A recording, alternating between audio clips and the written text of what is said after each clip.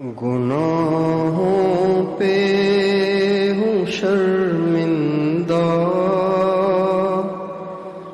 الہی درگزر کر دے۔ جس کے دل میں کسی مسلمان کے بارے میں کینہ ہو، شب برات میں نہیں بخشا جائے گا۔ ساری دنیا بخشی جائے گی، وہ کم وقت اس رات میں بھی رہ جائے گا۔ اللہ کرے 15 شعبان کی رات سے پہلے پہلے ہم کینے سے توبہ کر لیں، اوروں سے بھی کروائیں، سب کو بتائیں۔ کیا کرو گے دل میں کینہ رکھ کے؟ اگر اس کا کچھ بگڑ بھی گیا تو آپ کو اس سے کیا فائدہ ہوگا؟ اس نے آپ کے ساتھ زیادتی کی ہے، آپ اسے معاف کر دیں، درگزر کر دیں۔ انتقام لے کے کیا کریں گے آپ؟ انتقام لینے سے اگر کوئی کسی پہ زیادتی ہو پھر وہ اس سے بدلہ لے لے، تو بدلہ لینے سے کیا اپنا جو نقصان ہوا ہے وہ واپس آ جاتا ہے؟ بتائیے۔ یعنی انتقام لینے سے اپنا نقصان واپس آ جاتا ہے؟ ایسے تو نہیں ہوتا۔ بس ایک اندر کی آگ ہے جو ٹھنڈی ہوتی ہے، اور تو کچھ بھی نہیں ہوتا۔ ہمارے نبی کے بارے میں حدیث میں آتا ہے من تقم لنفسہ، ہمارے نبی نے ساری زندگی کبھی کسی سے انتقام نہیں لیا، کبھی کسی سے انتقام نہیں لیا۔ آپ کے ساتھ کیا کچھ ہوا، لوگوں نے کیا کچھ کیا آپ کے ساتھ، کتنی زیادتیاں کی، کتنی اذیتیں دیں، کتنا آپ کا دل دکھایا، کتنی آپ کی دل آزاریاں کی، مارنے والوں نے مارا، دھکے دینے والوں نے دھکے دیے، بے عزتی کرنے والوں نے بے عزتیاں کی۔ آپ نبیوں کے امام ہیں، نبیوں کے سردار ہیں، لیکن آپ نے کبھی اف تک بھی نہیں کہا کسی کو۔ پتہ نہیں کیوں ہم مسلمان چھوٹی چھوٹی باتیں دل میں لیے بیٹھے رہتے ہیں، اور پھر اس کی کھچڑی پکاتے رہتے ہیں، اچار بناتے رہتے ہیں، اور اپنے دل کی دنیا کو برباد کرتے رہتے ہیں، اللہ پاک کی رحمت سے محروم کرتے رہتے ہیں اپنے آپ کو۔ چھوٹی چھوٹی باتوں پہ، بڑی بات بھی نہیں، چھوٹی چھوٹی باتوں پہ۔ ایک رشتہ دار دوسرے رشتہ دار سے اس لیے ناراض ہو گیا کہ جی اس نے جو بیٹے کی شادی کی نا، اس میں جو کارڈ تقسیم کیا اس میں میرا نام آخر میں کیوں لکھا تھا؟ ارے اللہ تیرا بھلا کرے، تو آخر میں لکھنے سے تو چھوٹا ہو جائے گا یا اوپر لکھنے سے بڑا ہو جائے گا؟ یہ کوئی بات ہے ناراض ہونے کی اور دل میں بغض رکھنے کی؟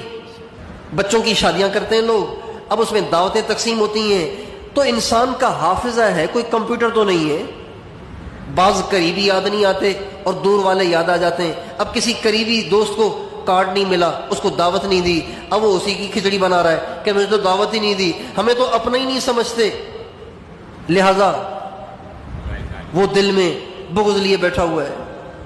چھوٹی چھوٹی باتوں پہ ہمارے نبی نے فرمایا کینہ پرور کی دعا اللہ قبول نہیں کریں گے، کینہ پرور کی اس رات میں بخشش نہیں ہوگی۔ میں بھی آپ بھی اس کی نیت کریں، ابھی یہیں اسی مجلس میں اپنے دل سے سارے مسلمانوں کے لیے کینے کو صاف کر دیں۔ کرتے ہیں آپ؟ کون کون اپنے دل کو صاف کرتا ہے؟ اچھا، یوں صرف ہاتھ اٹھانے سے صاف نہیں ہو جائے گا، کینہ نکالنا بڑا مشکل کام ہوتا ہے۔ یہ کوئی جیب کے پیسے نہیں ہیں آپ نکال کے اسے پھینک دیں، یہ دل کی ایک کیفیت ہے، یہ تو انسان کے بس میں نہیں ہوتی۔ اس کو نکالنے کا طریقہ یہ ہے کہ جس کے بارے میں آپ کے دل میں کینہ ہے نا، ایک تو اس کا نام لے کے دعا کریں اور اس کو کوئی ہدیہ بھیجیں، اچھا خاصا ہدیہ بھیجیں۔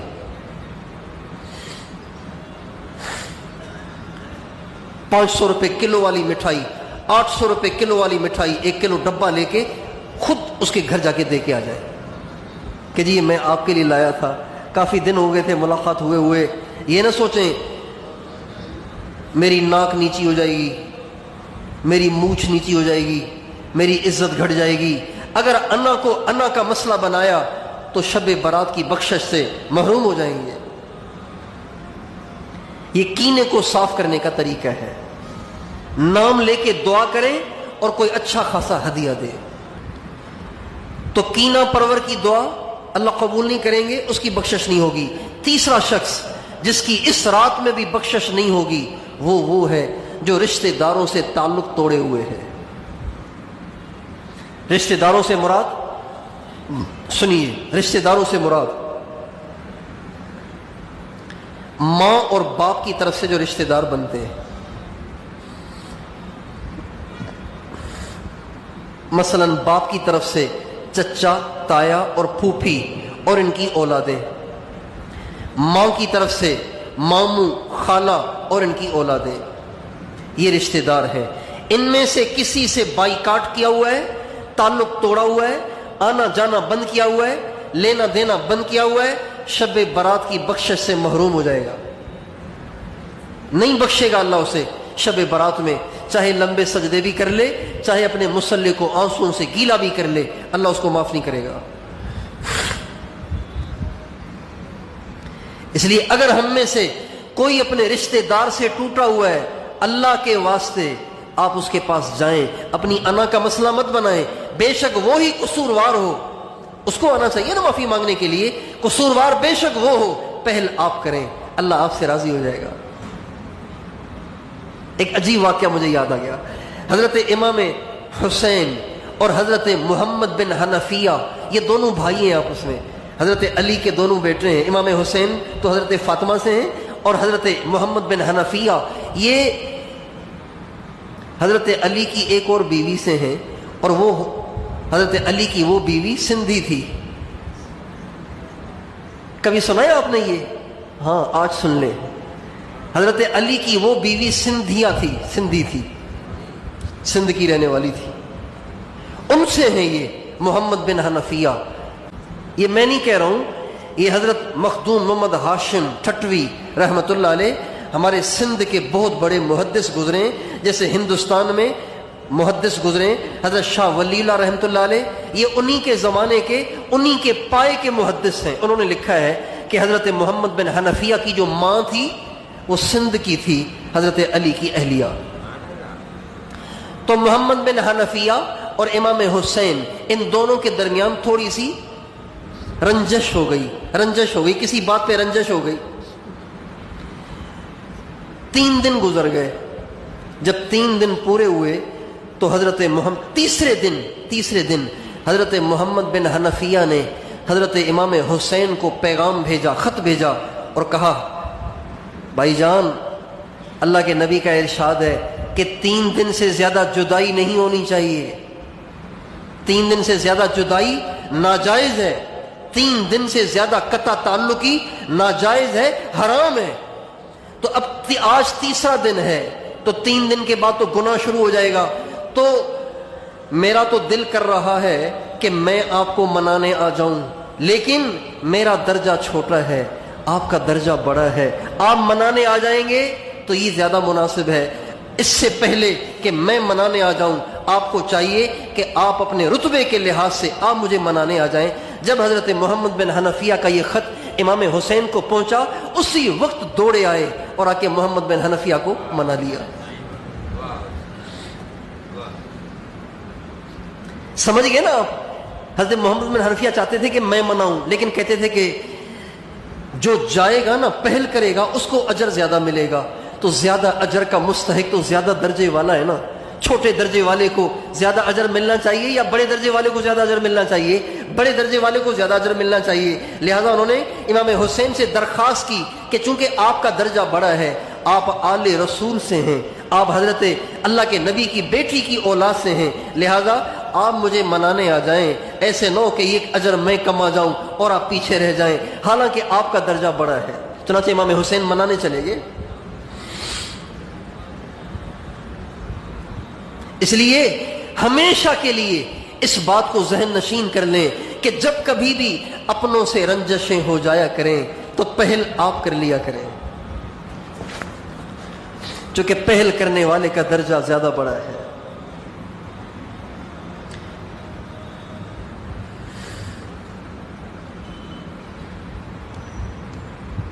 اور جو آدمی ایسا ہو کہ اس سے بخشش، اس سے معافی مانگی جائے پھر بھی وہ معاف نہ کرے، اس کے لیے تو بڑی سخت وعید ہے، اس کے لیے تو دوزخ کا فیصلہ ہے۔ جس سے معافی مانگی جائے اور وہ کہے میں معاف نہیں کروں گا، جو کرنا ہے کر لو، اس کے لیے تو جہنم کا فیصلہ ہے۔ تو اس لیے قطع رحمی کرنے والے کو اللہ اس رات میں نہیں معاف کرے گا۔ تو آپ کے رشتہ داروں میں، آپ کے متعلقین میں، آپ کے علاقے میں کہیں کوئی ایسا ہو کہ جو قطع تعلقی کرنے والا ہو، رشتہ داروں سے تعلق توڑنے والا ہو، اس کے پاؤں پڑھ کے اس کو سمجھائیں. ایسے نہ ہو کہ اس رات میں اگلے سال کے مرنے والوں میں آپ کا نام ہو اور بخشش نہ ہو، تو کیا کرو گے مرنے کے بعد؟ اور ماں باپ کے نافرمان کو بھی اللہ اس رات میں معاف نہیں کرے گا. جو ماں باپ کا نافرمان ہے، ماں باپ کی نافرمانی کرنے والا، اللہ اس کو بھی معاف نہیں کرے گا. جس کی ماں کا دل اس سے دکھا ہوا ہے، باپ کا دل اس سے دکھا ہوا ہے، شب برات کی بخشش میں اس کا کوئی حصہ نہیں، وہ محروم ہے. اس لیے اگر کسی کی ماں کسی سے دکھی ہے، کسی کا باپ کسی سے دکھی ہے، دونوں دکھی ہیں، ان کے پاؤں پڑ کے گلے لگا کر ان کی خدمتیں کر کے ان کی دعائیں لیں، ان کا دل خوش کریں. اللہ شب برات کے دن، اب اللہ شب برات میں بخشے جانے والوں میں ہمیں بھی شمار کر دے گا. ماں باپ کا نافرمان شب برات میں نہیں بخشا جائے گا. اور ہمارے نبی نے فرمایا ناحق قتل کرنے والا اس کو بھی اللہ شب برات میں نہیں بخشے گا. یعنی قاتل کو اللہ نہیں بخشے گا. اور ہمارے نبی نے فرمایا اللہ شرابی کو نہیں بخشے گا، شرابی کو بھی اس رات میں نہیں بخشے گا. شب برات میں اگلے پیر کو جو رات آئے گی، منگل کی رات، پیر کا دن، شب برات 15 شعبان کی رات کو نہیں بخشے گا. ہم اپنے دائیں بائیں دیکھیں، ہمارے علاقے میں کون ایسے نوجوان ہیں جو شراب کے نشے کے عادی ہیں. ان سے توبہ کرائیں، ان کے پاؤں پڑھ کے منت سماجت کریں، اللہ کے واسطے توبہ کرو، ورنہ شب برات کی بخشش سے محروم ہو جاؤ گے. شراب کے عادی کی اللہ بخشش نہیں کرے گا. اور ہمارے نبی نے فرمایا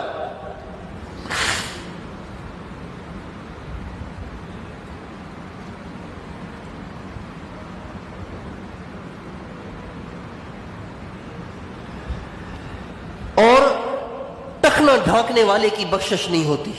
اس رات میں ٹخنا ڈھانکنے والے کی بخشش بھی نہیں ہوتی. جس کی شلوار اس کے ٹخنوں پہ پڑ رہی ہو، اس کے ٹخنے ڈھکے ہوئے ہو، مرد، عورت نہیں، عورت کے تو ٹخنے ڈھکے ہوئے ہونے چاہیے. جس مرد کی شلوار اس کے ٹخنوں تک جا رہی ہو، اس کے ٹخنے ڈھکے ہوئے ہوں، ٹخنے ڈھکنے کا وہ عادی ہو، اس کی بھی بخشش نہیں ہوگی. پتہ نہیں کیوں اس میں سستی کرتے ہیں، سمجھ میں نہیں آتی بات کہ دیندار لوگ بھی اس میں سستی کرتے ہیں. خواہ پانچا نیچے جا رہا ہے، اچھا پھر کہو تو پھر ایک دم اوپر کر لیتے ہیں. بھائی آپ اتنی لمبی شلواریں کیوں سلواتے ہیں کہ آپ کے 5 ٹخنوں پہ پڑ رہے ہیں؟ آپ شلوار ہی چھوٹی سلوائیں. جب آپ کو شلوار چاہیے ہی اتنی کہ اس میں ٹخنے نہ ڈھکیں، تو لمبی شلوار سلوانے کا مطلب کیا ہے؟ ایک آدمی اتنی لمبی ٹوپی پہنے جو اس کے کانوں تک آ رہی ہو، پھر اس کو بل دے رہا ہو. بھائی آپ چھوٹی ٹوپی لے لیں، اتنی بڑی ٹوپی آپ لیتے کیوں ہیں کہ پھر اس کو بل دے رہے ہیں آپ؟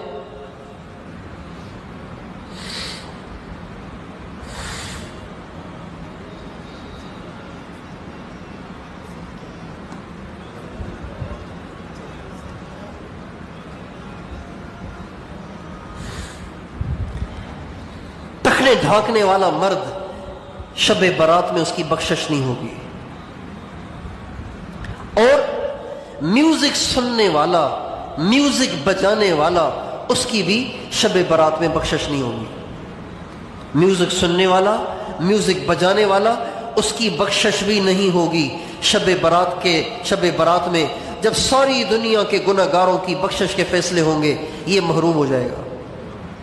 ضروری نہیں ہے کہ وہ جان کے سنیں. بہت سے لوگوں نے اپنے موبائلوں پہ ٹونیں لگائی ہوئی ہیں، پتہ ہی نہیں کہ یہ میوزک ہے. بس جو ہی فون آتا ہے ایک دم ڈسکو آواز شروع ہو جاتی ہے، اور پھر وہ جلدی جلدی جیب میں ہاتھ ڈال کے اس کو دبا رہے ہوتے ہیں. بھائی آپ ٹون کیوں نہیں سوچ سمجھ کے رکھتے؟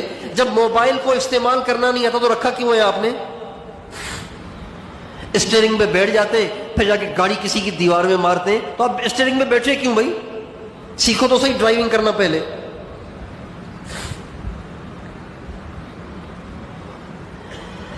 عام طور پر دیہاتیوں کو دیکھا ہے، دیہاتی ان پڑھ ایسے ایسے گانے انہوں نے لگائے ہوتے ہیں، اور پھر نماز میں جلدی جلدی جیب میں ہاتھ ڈال رہے ہوتے بند کرنے کے لیے. اور بہت سے پڑھے لکھے لوگ بھی، دیندار بھی.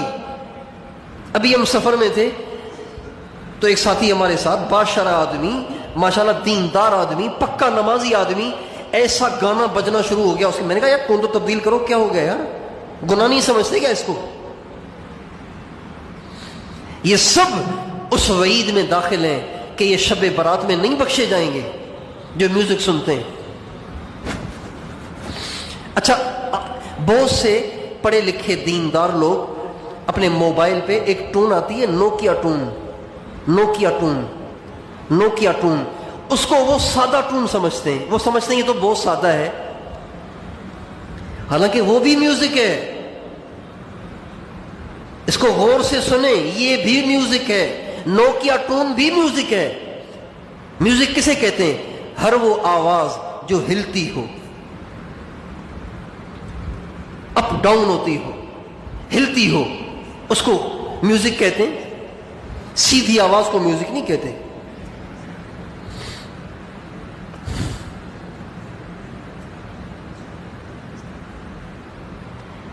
تو آپ سارے کے سارے اپنے موبائل کی ٹون چیک کریں کہ کہیں شب برات کی بخشش سے محروم نہ ہو جائیں. آپ کی امی، آپ کے ابو، آپ کے بچے، آپ کے بھائی، آپ کی بہنیں کہیں شب برات کی بخشش سے اسی میوزک کی وجہ سے محروم نہ ہو جائیں. میوزک صرف فلم کی میوزک ممنوع نہیں ہے، صرف انڈیا کے گانے کی میوزک ممنوع نہیں ہے، ہر میوزک ممنوع ہے. اور ہمارے نبی نے فرمایا میوزک سے ایسے نفاق پیدا ہوتا ہے جیسے پانی سے زمین میں پودے اگتے ہیں. آپ جائیں گے نا کراچی، بارش کے دنوں میں کراچی جائیں گے نا تو دائیں بائیں دونوں طرف کی سڑکیں ایسی ہری بھری ہو جاتی ہیں جیسے مری میں پھر رہے ہیں. آپ بارش کے دنوں میں تھر پار کر چلے جائیں گے، یہ تھر پار کا ریت سارے کا سارا گھاس سے بھرا ہوا ہوتا ہے. لوگ گھومنے جاتے ہیں بارش کے دنوں میں تھر پار کر، بالکل ہرا بھرا ہو جاتا ہے بارش سے. جیسے پانی سے پودے اگتے ہیں اور بنجر زمین آباد ہو جاتی ہے، ہمارے نبی نے فرمایا بالکل اسی طرح سے میوزک سننے سے دل میں نفاق پیدا ہوتا ہے. میوزک سننے والا ایک آخر منافق بن جاتا ہے. نفاق پہ مر گیا تو کیا بنے گا؟ اس لیے میوزک سے بچیں. اور حدیث میں آتا ہے کہ شب برات میں جو لوگ نہیں بخشے جائیں گے ان میں سے ایک ٹیکس وصول کرنے والا بھی ہے. ٹیکس وصول کرنے والا، بھتہ لینے والا، ٹیکس وصول کرنے والا، وہ بھی اس رات میں نہیں بخشا جاتا.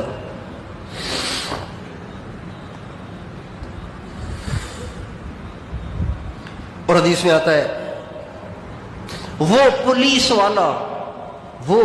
والا جو حرام کاریاں کرتا ہو، حرام طریقے سے پیسے وصول کرتا ہو، حرام کام کرتا ہو، پولیس والا، وہ بھی شب برات میں نہیں بخشا جائے گا. پولیس والا جو حرام کام کرتا ہو، حرام کاریاں کرتا ہو، وہ بھی نہیں بخشا جائے گا. تو اللہ تعالیٰ مجھے، آپ کو، ہم سارے مسلمانوں کو ان ساری باتوں سے بچائے جن باتوں کی وجہ سے شب برات کی برکتوں سے محرومی ہو جائے گی، بخشش سے محرومی ہو جائے گی. ہم خود بھی ان باتوں سے بچنے کی کوشش کریں، اوروں کو بھی ان سے بچائیں. کریں گے کوشش انشاءاللہ.